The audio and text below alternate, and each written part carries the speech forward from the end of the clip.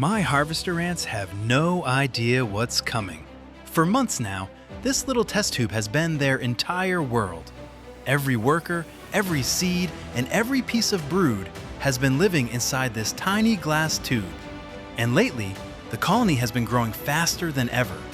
Every time I check on them, there seem to be more larvae, more pupa, and more workers preparing to emerge. And while the colony seems perfectly happy where it is, I couldn't stop thinking about what their next home might look like. So today, I'm attempting something I've never built before, a fully functional ant nest made entirely out of Lego. Now, that sounds simple enough until you actually sit down with a pile of bricks and try to figure out how you're supposed to turn children's toys into a habitat that hundreds of ants can safely live in. After changing the design more times than I'd like to admit, I finally settled on a layout and started building. The first thing I needed was an outer structure that would eventually hold everything together, so I started building the perimeter of the nest. But as more pieces snapped into place, the shape slowly started becoming recognizable, and for the first time, I could actually begin imagining what the finished nest might look like. Once the outer walls were finished, I could finally move on to the part that would matter most to the ants themselves, the chambers. Unlike humans, ants don't need huge rooms or open spaces. Most species actually prefer tighter areas where workers can easily interact, care for brood, and organize resources. So chamber by chamber, the inside of the nest slowly started coming together. Of course, one thing I've learned about ants is that they rarely care about your plans. You can spend hours designing a nest with a specific purpose for every chamber, and then the colony decides to use them completely differently. There was just one major feature missing. Without humidity, none of this would actually work. So the next step was creating a dedicated hydration chamber that could be refilled from the outside. The concept itself was fairly simple: a small water reservoir, cotton acting as a wick, and moisture gradually spreading, gradually decreasing into the surrounding chambers. With the layout finally complete, it was time for one of the most satisfying parts of the entire build: adding the acrylic front panel.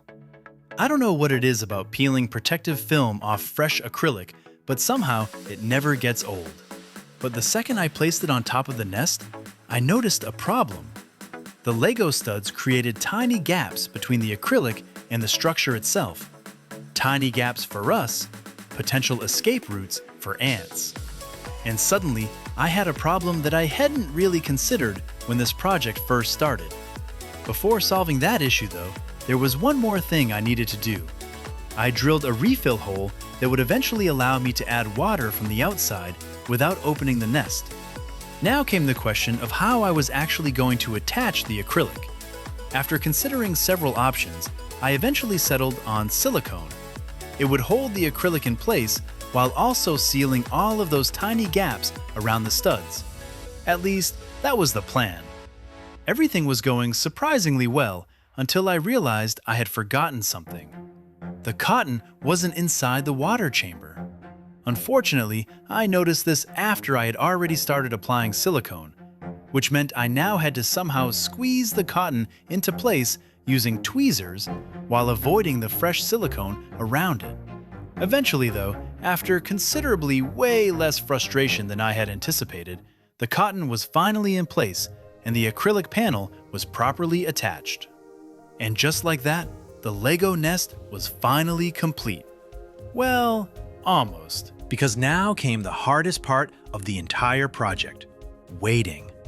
I left the silicone to cure for several days, and every time I walked past the nest, I found myself wanting to test it. But eventually the waiting period was over, and I could finally move on to the part I had been looking forward to from the very beginning: getting the ants inside.